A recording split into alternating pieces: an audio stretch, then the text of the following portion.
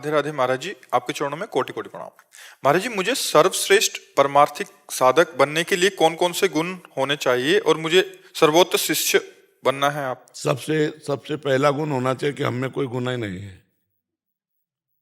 तृणादपि सुदीचेन तरोरिव सहिष्णुना अमानिना मान देन कीर्तनीया सदा हरि। पहला ये होना चाहिए कि मैं किसी योग्य नहीं हूं, यही होना चाहिए। पूरे जीवन भर इसी को ढकते चले आए हैं कि हम किसी योग्य नहीं हैं। भीख मांग के खाना, अकिंचन भाव से रहना, 1 रुपया पास नहीं, 1 इंच जगह नहीं, ऐसे जीवन। अब भगवान को प्रकाशित करना था तो वो प्रकाशित कर दिया। अगर यूट्यूब ना होता तो कौन जानता। भगवान को प्रकाशित करना था, कलयुग के यंत्रों का जमाना आया, देश विदेश बात फैल गई तो वो योग्यता दिखाई देने लगी।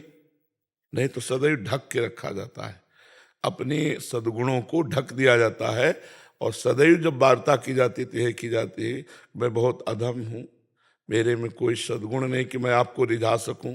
प्रभु आप अपनी कृपा से रिझ जाओ और हो सके तो अपने योग्य बना लेना। मेरे में ऐसी क्षमता नहीं कि मैं आपको प्रसन्न करने वाले सद्गुण धारण कर सकूं, आप अपने योग्य बना लेना। तो बात सही रही। और अगर अपने में सद्गुण दिखाई देने लगे तो अहंकार आ गया, तो सब दोष आ गए, फिर पतन हो जाता है। तो उपासक को चाहिए कि अपने में कोई सद्गुण है ही नहीं ऐसा वास्तविक दिखाई दे।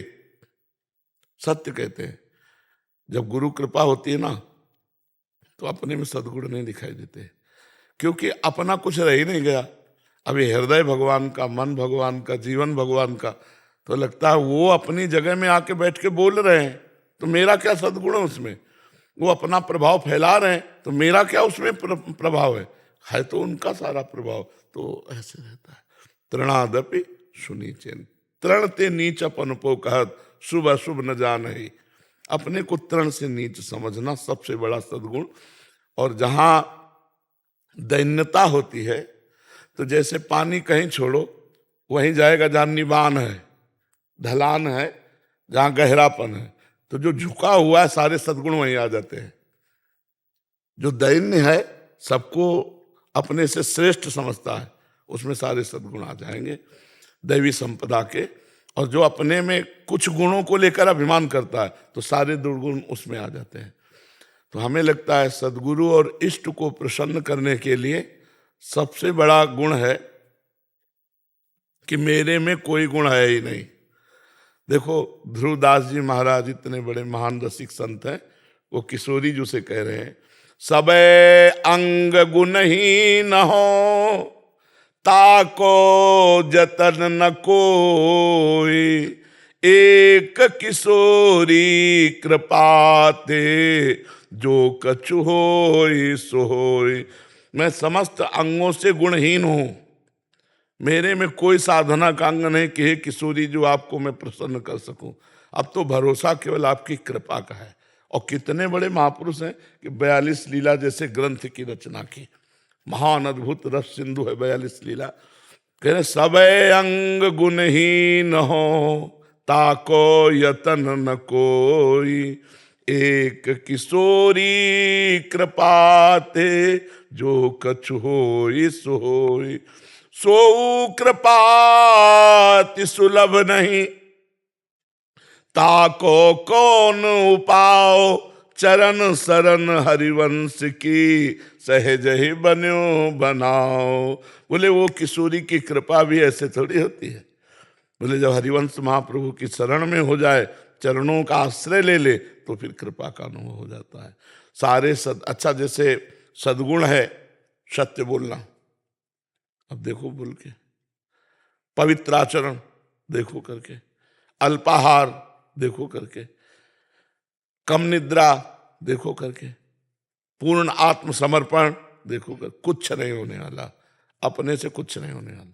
क्या होने वाला है, हम अगर कुछ करेंगे तो हम बिगाड़ सकते हैं, इससे ज्यादा कुछ नहीं कर सकते। तो हे प्रभु, हे गुरुदेव, आप करा लीजिए, आप हमसे करा लीजिए, तो अहंकार नहीं आएगा और हमारी साधना बहुत जोर की चलेगी।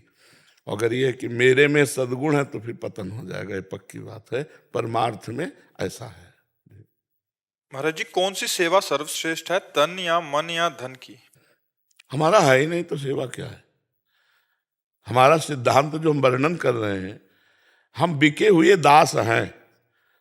जब हम मकान बेच दिया तो इसमें खिड़की श्रेष्ठ है कि दरवाजा श्रेष्ठ है कि आंगन श्रेष्ठ है, ये हमारा विषय नहीं रहा।